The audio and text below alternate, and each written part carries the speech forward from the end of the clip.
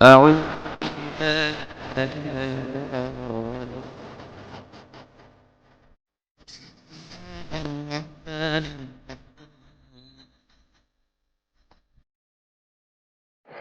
نحمده ونصلي على رسوله الكريم أما بعد فأعوذ بالله من الشيطان الرجيم بسم الله الرحمن الرحيم ولا تهنوا ولا تحزنوا وأنتم الأعلون إن كنتم مؤمنين صدق الله العظيم رب اشرح لي صدري ويسر لي أمري واحلل عقدة من لساني يفقهوا قولي رب زدني علما۔ محترم بزرگوں، دوستو، پیارے عزیز دینی اسلامی بھائیوں، 15 اگست کی مناسبت سے جو ہمارے بزرگوں نے قربانیاں پیش کی اس ملک کی آزادی کی اور آزادی کو حاصل کرنے کے لیے عام طور پر ان کا تذکرہ ہوتا ہے، لیکن ملک کے موجودہ حالات کے تناظر میں طبیعت پر ایک عجیب سی کیفیت رہتی ہے کہ ایسے موقع پر کہ جمہوری قانون کے نفاذ کی،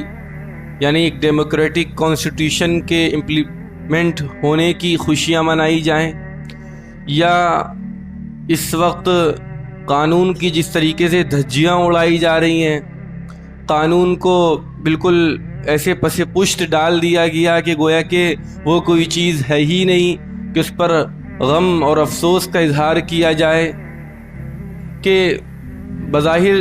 لوگ خوشیوں کا ماحول پیدا کرنے کی کوشش کرتے ہیں، لیکن جو لوگ حقیقت سے تعلق رکھتے ہیں اور گراؤنڈ رپورٹ سے جن کو دلچسپی ہے، وہ سمجھتے ہیں کہ اس قانون پر خوشی کا اظہار کیسا کہ قانون پر عمل ندارت،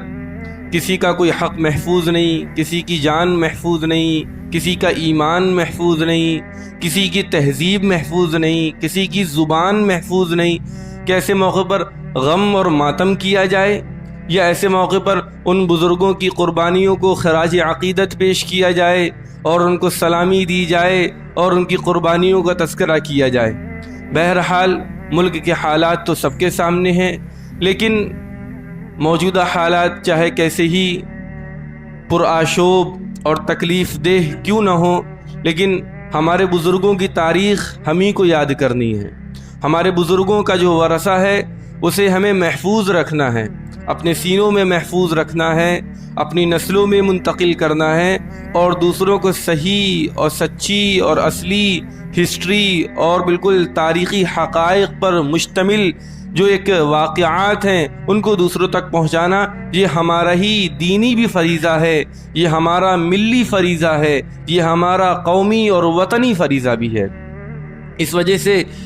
اس پہ تذکرہ ضروری بنتا ہے۔ ہم سب جانتے ہیں کہ اس ملک ہندوستان کے اندر، یعنی جب ملک ہندوستان کہیں تو پرانا ہندوستان، جس کے اندر پاکستان، بنگلہ دیش، سری لنکا، برما اور آس پاس کے جو علاقے تھے یہ سب اس کے اندر شامل تھے۔ اس کو متحدہ ہندوستان، قدیم ہندوستان کہتے تھے۔ اس قدیم ہندوستان میں جو کتنے بڑے رقبے پر مشتمل تھا، ہم مسلمانوں کی کم و بیش 1000 سالہ حکومت رہی ہے، کم و بیش 1000 سالہ حکومت رہی ہے۔ اور اس ملک میں جس طریقے سے آج مختلف مذاہب کے ماننے والے بستے ہیں، اسی طریقے سے اس زمانے میں بھی بسا کرتے تھے۔ جس طریقے سے یہاں پر ہندو آج رہتے ہیں اس زمانے میں بھی رہتے تھے، سکھ آج رہتے ہیں اس زمانے میں بھی رہتے تھے، لیکن مسلمان نے اپنے قوانین جو وضع کیے تھے اس میں کسی کے حق کو غصب نہیں کیا تھا۔ یہی وجہ تھی کہ یہی غیر مسلم ہمارے مسلمانوں کی حکومت میں خوش رہا کرتے تھے، تبھی تو حکومت 1000 سال چلی۔ اگر حق ادا نہ کیا جائے اور لوگوں کو پریشان کیا جائے اور خوف و ہراس کا ماحول قائم کیا جائے اور حقوق کو غصب کرنے کی کوشش کی جائے تو کسی کی حکومت 1000 سال چل سکتی ہے؟ زیادہ سے زیادہ 5 سال چلے گی، 10 سال چلے گی، 15 اور 20 سال چلے گی، اس سے زیادہ کسی کی حکومت نہیں چلا کرتی ہے۔ جبکہ اس حکومت کو جو گویا کہ ایک لائسنس دیا جاتا ہے وہ صرف 5 سال کا دیا جاتا ہے۔ تو جو لائسنس صرف 5 سال کے لیے ایشو ہوتا ہے وہ 1000 سال تک کے لیے کیسے دراز اور کیسے طویل ہو سکتا ہے؟ یہ اسی وقت ہو سکتا ہے کہ انسان کو انسان کا حق دیا جائے، جانوروں کو جانوروں کا حق دیا جائے، اور کسی کے ساتھ کوئی قسم کی ناانصافی نہ ہو جو مسلمانوں نے کی تھی۔ لیکن جب واسکو ڈی گاما کی قیادت میں پرتگال برطانیہ کے ملاحوں نے اس ملک کا رخ کیا اور ان کا مقصد یہ تھا کہ یہاں پر ہم تجارت کریں گے، ٹریڈ کریں گے، معیشت اپنی اسٹرانگ کریں گے، چنانچہ ان لوگوں نے یہاں کا رخ کیا۔ اور اس زمانے میں جو بنگال کے شہر کلکتہ میں اور جنوبی ہند کے شہر کالیکٹ وغیرہ میں ان لوگوں نے اپنی سرگرمیاں شروع کی، اور جو اس زمانے کی جو جہانگیر کی حکومت تھی انہوں نے بادشاہ سے اجازت لے کر بہت سی زمینیں اپنے نام الاٹ کرائیں اور اپنا منصوبہ بتایا، ہم اس ملک میں کاروبار کرنا چاہتے ہیں۔ تو 30,000 پاؤنڈ کی لاگت سے انہوں نے 1601 کے اندر ایسٹ انڈیا کمپنی قائم کی، اور اس کے بعد اس کا جو تجارتی مرکز تھا وہ سورت کو بنایا۔ پھر بہت جلدی ان لوگوں نے اپنا کاروبار آگے بڑھایا اور اس کی شاخیں احمد آباد کے اندر، اجمیر کے اندر، برہان پور کے اندر، آگرہ کے اندر پھیلتی چلی گئیں، اور بہت تیزی سے انہوں نے اپنے کام کو بڑھانا شروع کیا۔ یہ 1601 میں کمپنی کو قائم کیا، اور تقریباً 150 سال تک کے یہ لوگ کاروبار میں مصروف رہے، اور ان کی نیتوں میں صرف اور صرف تجارت اور معیشت تھی، سیاست اور پولیٹکس ان کے مشن کے اندر نہیں تھی۔ لیکن ادھر 1730 اور 1750 کا جو پیریڈ ہندوستان کے اندر گزرا ہے تو یہ ملک عجیب و غریب حالات سے دوچار ہوا، اتار چڑھاؤ ایسے زیادہ آئے کہ جو یہاں کے تو یہاں جو باہر کے ممالک کے جو بادشاہ تھے، چاہے وہ ایران کے ہوں، چاہے وہ اس زمانے کے افغانستان کے ہوں، انہوں نے سوچا کہ موقع اچھا ہے، ان لوگوں کی توجہ حکومت سے ہٹی ہوئی ہے، لاؤ ہندوستان پر حملہ کریں اور ہندوستان کو اپنے زیر نگی کر لیں۔ چنانچہ نادر شاہ نے دہلی پر حملہ کیا اور زبردست تباہ و برباد کیا، اور اس کے بعد دہلی کو اور حملہ کیا گیا۔ احمد شاہ نے دہلی پر حملہ کیا اور تقریباً 2 مہینے تک کے پورے دہلی کو یرغمال بنا کے رکھا کہ جیسے کوئی انسان کسی کو غلام بنا لے اور جیسے چاہے ویسا اس کو استعمال کرے۔ یہ 1748 اور 1752 کا جو پیریڈ ہے، یہ اس کو تاریخ کی اصطلاح کے اندر طوائف الملوکی کا دور کہتے ہیں۔ یعنی ایک ہوتا ہے کہ تمام اسٹیٹس ہیں اپنے سینٹرل سے جڑے ہوئے ہیں، اور ایک ہوتا ہے کہ طوائف الملوکی ایسی پھیلی کہ ہر اسٹیٹ کہہ رہا ہے کہ میں بالکل الگ ہوں، میں تمہاری نہیں مانوں گا، دوسرا اسٹیٹ کہہ رہا ہے میں تمہاری نہیں مانوں گا، یعنی اس خطے میں میری حکومت، یہاں کا میں امیر، یہاں کا میں حاکم، میں کسی اور کی نہیں مانتا۔ اس کو طوائف الملوکی کا دور کہتے ہیں۔ جب یہ حالات بنے تو انگریزوں نے سوچا کہ تجارت سے اپنی سرگرمی ہٹا کر سیاست کے اوپر لگا دی جائے، تجارت تو ہماری ہو ہی رہی ہے، اور اگر سیاست ہماری چمک گئی تو ملک ہمارا ہو جائے گا۔ چنانچہ انگریزوں نے یہ کوششیں شروع کی تو نواب سراج الدولہ کے جو نانا تھے علی وردی خان، انہوں نے محسوس کیا، اور محسوس کرنے کے نتیجے میں انگریزوں پر حملہ کیا۔ کلکتہ کے اندر ان کے 2 مرکز تھے، ایک فورٹ ولیم تھا، ایک ڈائمنڈ ہاربر تھا۔ انہوں نے فورٹ ولیم پر حملہ کیا، وہاں سے انگریزوں کو بھگانے پر مجبور کیا، وہاں سے وہ لوگ نکلے اور ڈائمنڈ ہاربر پر پناہ لینے میں مجبور ہوئے۔ اس کو اس ملک کی آزادی کی سب سے پہلی مسلح منظم جنگ کہا جا سکتا ہے، اور کہنا چاہیے، اور اس میں مسلمانوں کو فتح نصیب ہوئی تھی۔ اس کے بعد 1757 کے اندر پلاسی کی جنگ ہوتی ہے، جس میں نواب سراج الدولہ جو نواب تھے انہوں نے شرکت کی، لیکن اپنوں کی غداری کی وجہ سے ان کو شکست ہوتی ہے۔ آپ حیرت کریں گے 1757 کی جو جنگ ہے، جس میں نواب صاحب کی طرف سے 1.25 لاکھ فوجی تھے اور انگریز کی طرف سے کل 13,000 فوجی تھے۔ بظاہر کوئی تناسب نہیں ہے کہ مسلمان ہی جیتیں گے جو اس ملک کے وفادار ہیں، لیکن وہ جو ان کا جو امیر تھا، میر جعفر، جو ان کا قریبی رشتہ دار تھا، اس نے انگریزوں سے ساز باز کر لی اور یہاں کے راز ان کو بتا دیے۔ اس میدان کے اندر بغیر کسی مقابلے کے نواب سراج الدولہ کو شہید کر دیا کہ باقی کوئی مقابلہ ہی نہیں ہوا۔ اس طریقے سے انگریز 13,000 کے ہوتے ہوئے 1 لاکھ کے اوپر کی فوج پر غالب آ گئے۔ اور میر جعفر کو غداری کے انعام میں بنگال کا اقتدار مل گیا، لیکن یہ اقتدار بھی وقتی تھا، زیادہ دن نہیں چلا۔ اس کے بعد اس کا داماد میر قاسم تھا، اس کو اقتدار مل گیا، لیکن انگریز تو کسی کے نہیں تھے۔ وہ تو وقتی طور پر استعمال کر رہے تھے مسلمانوں کو، جب ان کو محسوس ہوا کہ اب مجھے ان کی بھی ضرورت نہیں ہے، چنانچہ ان کو بھی وہاں سے ہٹا کے پھینک دیا گیا۔ تو اس طریقے سے ان کا اثر و رسوخ ملک کے اندر بڑھتا چلا گیا۔ جنگوں کا سلسلہ بھی ختم نہیں ہوا، بلکہ 1762 میں جنگ ہوئی، 1763 میں جنگ ہوئی، 1764 کے اندر جنگ ہوئی۔ بکسر کی جنگ بہت مشہور جنگ ہے۔ اسی طریقے سے پٹنہ کے اندر ایک جنگ ہوئی جس کو ٹکنا نانک یدھ کہتے ہیں، وہ بہت مشہور جنگ ہے۔ پھر سلطان ٹیپو 1782 کے اندر دکن کے فرما روا ہوئے، انہوں نے 4 جنگیں انگریزوں سے لڑیں۔ 1783 کے اندر، 1784 کے اندر آپ کو فتح ہوتی ہے، لیکن انگریزوں کے اندر دشمنی اور بڑھ گئی کہ یہ ہے وہ بادشاہ جو ہم کو شکست دے رہا ہے۔ انہوں نے اب ٹیپو سلطان کے جو درباری تھے ان کو خریدنے کی کوشش شروع کر دی، اور ہم مسلمان ایمان کی کمزوری کہیں یا پیسے کی لالچ کہیں یا اقتدار کی ہوس کہیں کہ ذرا سی کوئی لالچ دے گا ابھی ہم اپنے ایمان کو بیچ دیں گے، انہوں نے بھی اپنے ایمان کو بیچ دیا۔ اور جو سلطان ٹیپو کو 1791 کے اندر جو معرکہ ہوا اس میں شکست ہوئی، جس کے نتیجے میں ٹیپو سلطان انگریزوں سے معاہدہ کرنے پر مجبور ہوئے۔ یہ تیسری جنگ ہوئی، اور اس کے بعد سری رنگا پٹنم کے اندر 4 مئی 1799 کو زبردست معرکہ ہوا، لیکن اس میں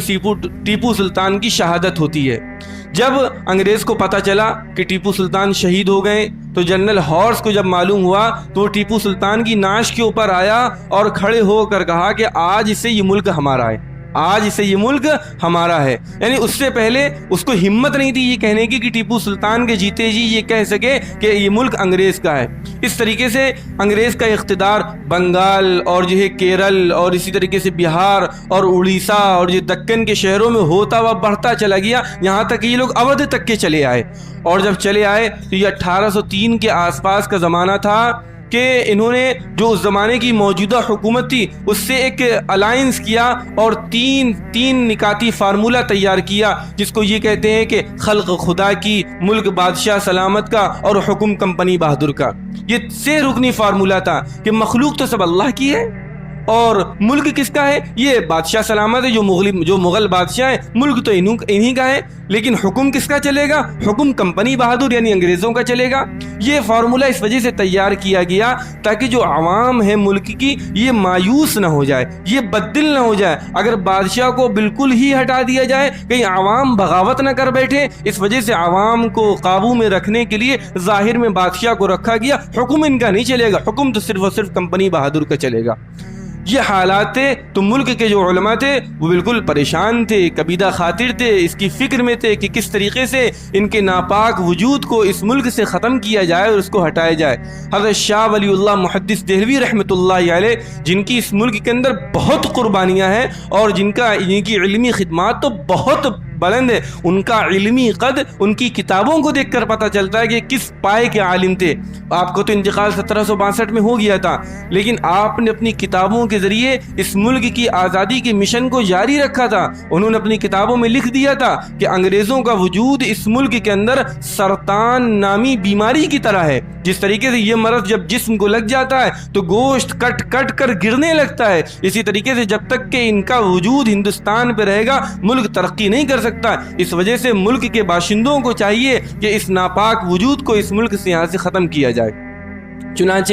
آپ کے مشن کو آپ کے بیٹوں نے، حضرت شاہ عبد العزیز محدث دہلوی رحمۃ اللہ علیہ، شاہ عبد القادر رحمۃ اللہ علیہ، شاہ رفیع الدین رحمۃ اللہ علیہ، ان حضرات نے والد صاحب کے مشن کو جاری رکھا اور 1803 کے اندر شاہ عبد العزیز محدث دہلوی رحمۃ اللہ علیہ نے اس ملک کے دارالحرب ہونے کا فتویٰ دیا اور کہا کہ مسلمانوں پر اس ملک کے اندر انگریزوں سے جہاد کرنا فرض ہے، اور یہ فتویٰ فارسی زبان کے اندر تھا اور اس کے اندر بہت سختی کے ساتھ ملک کے باشندوں کو ابھارا گیا اور ان کو ترغیب دی گئی کہ آسانی سے اور امن اور امان کے طریقے پر نہیں بیٹھا جائے بلکہ انگریزوں سے دو بدو مقابلہ کیا جائے۔ آپ کے شاگرد تھے حضرت مولانا شاہ اسماعیل شہید رحمۃ اللہ علیہ، سید احمد شہید رحمۃ اللہ علیہ، ان کو لبریشن موومنٹ کا قائد تیار کیا گیا اور انہوں نے انگریزوں سے مقابلہ کیا۔ 1824 کی جنگ ہوئی، 1831 کی جنگ ہوئی، 1834 کی جنگ ہوئی۔ بالاکوٹ کا میدان بہت مشہور ہے کہ جہاں پر انگریز انگریزوں کے ساتھ سکھوں نے الائنس کر لیا تھا کہ سکھوں نے سوچا کہ مسلمانوں نے بہت حکومت کر لی، اب یہ انگریز آئیں، ان کا ساتھ دو اور ان کا ساتھ دے کر مسلمانوں کو ختم کرو۔ تو بالاکوٹ کے میدان میں ان علماء نے اور ان کے ساتھ بے شمار مسلمانوں نے اور رفاقہ نے مقابلہ کیا، لیکن حضرت شاہ اسماعیل شہید رحمۃ اللہ علیہ، سید احمد شہید رحمۃ اللہ علیہ، ان حضرات کو وہاں پر شہادت ہوتی ہے۔ اس طریقے سے اور جو حضرات بچے ان کو کالا پانی کی سزا ہوئی، انڈمان نکوبار ان کو بھیج دیا گیا کہ اس زمانے میں اس کو بہت سخت قسم کی جس کو سزائیں دینی ہوتی تھی تو وہاں پر بھیج دیا جاتا تھا۔ جیسے اس زمانے میں اگر یوں کہا جائے کہ کسی کو تہاڑ بھیج دیا گیا یا کسی کو وہاں کی جیل بھیج دیا گیا، تو اس سے اس کی سختی کا اندازہ ہوتا ہے کہ کیس کتنا سنگین ہے، کہ کسی کے بس کی بات نہیں ہے۔ اور جب مولانا جعفر تھانیسری اور ان حضرات کو جب وہاں پہ پھانسی کی سزا ہوئی تو یہ لوگ خوش ہو گئے، خوشی کا اظہار کیا۔ تو انگریز کو پتہ چلا کہ یہ لوگ تو خوش ہو رہے ہیں پھانسی کی سزا پر، تو اس نے پھانسی کی سزا ہی کو ختم کر دیا، کہا کہ ہم ان کو خوش نہیں کر سکتے، اگر یہ پھانسی سے خوش ہو رہے ہیں تو ہم ان کو پھانسی نہیں دیں گے، ان کو بالکل تا عمر یہ بالکل جیل ہی کے اندر ہے۔ اس طریقے سے کئی علماء کا اور بہت سے مسلمانوں کا کالا پانی میں اپنی فطری موت ہو کر ان کا وہاں پر انتقال ہوا۔ اس طریقے سے ہمارے بزرگوں نے اس ملک کے اندر قربانیاں دی ہیں۔ پھر یہ جب انگریز مسلمانوں کو تو پریشان کر ہی رہے تھے، اب انہوں نے ہندوؤں کو بھی پریشان کرنا شروع کر دیا، گائے کے اوپر انہوں نے گویا کہ چیزیں شروع کر دی۔ تب ہندوؤں کو محسوس ہوا کہ بھائی یہ تو صرف مسلمانوں کو دشمن نہیں ہے، یہ تو میرے بھی دشمن ہے۔ پھر ان کے دماغ سمجھ میں آیا، پھر انہوں نے ہندو مسلمان اتحاد کیا، تو وہ چنگاری جو کلکتہ میں لگی تھی اور اس کی آگ جو ہے شاملی کے میدان میں، بالاکوٹ کے میدان میں، مظفر نگر سے ہوتے ہوئے، سہارنپور سے ہوتے ہوئے پھر وہ چنگاری دلی تک پہنچی۔ اور پھر وہ 1857 کو جو مارکا ہوا جس میں دہلی کے اندر 3 دن تو پورے زبردست قتل و قتال رہا کہ مورخین لکھتے ہیں کہ 29,000 لوگوں کو 3 دن کے اندر قتل کیا گیا، جس میں 24,000 مسلمان تھے اور 5,000 غیر مسلم تھے۔ تو اس طریقے سے زبردست ہوئی ہے۔ لیکن اس ملک کی جن لوگوں نے آزادی کے اوپر یا اس ملک کی تاریخ پر قلم اٹھایا، انہوں نے سب نے یہ کہا کہ اس ملک کی آزادی کی ابتدا 1857 سے ہے۔ ہم یہ بات بار بار کہتے ہیں اور کہتے رہیں گے کہ اس ملک کی آزادی کی ابتدا 1754 سے ہو گئی تھی، جس میں مسلمانوں نے اپنے خون کو قربان کیا، پسینے کی جگہ اپنا خون بہایا۔ 1857 تو اس ملک کی آزادی کا دوسرا دور تو ہو سکتا ہے، لیکن اس ملک کی آزادی کی ابتدا نہیں ہو سکتا۔ یہ کیوں کہا جاتا ہے؟ یہ اس وجہ سے کہا جاتا ہے کہ 104 سال تک مسلمان جو تنہا میدان میں تھے، ان کی قربانیاں لوگوں کے سامنے نہ آئیں۔ کسی کو یہ پتہ نہ چلے کہ ٹیپو سلطان کے دل میں انگریز دشمنی کیسی تھی، کسی کو یہ پتہ نہ چلے کہ نواب سراج الدولہ نے کیسی قربانی دی، کسی کو یہ پتہ نہ چلے شاہ عبد العزیز ہی نے اس ملک کے دارالحرب ہونے کا فتویٰ دیا تھا، کسی کو یہ پتہ نہ چلے کہ مجنو شاہ نے کیسے حملہ کیا، کسی کو یہ پتہ نہ چلے کہ یہ ٹیپو سلطان کے جو والد تھے حیدر علی، انہوں نے 1767 کے اندر کیسی جنگ لڑی، تاکہ ہماری تاریخ کو ہم ہی سے چھپانے کے لیے یہ گویا کہ پروپیگنڈا کیا گیا کہ اس ملک کی آزادی کی ابتدا 1857 سے۔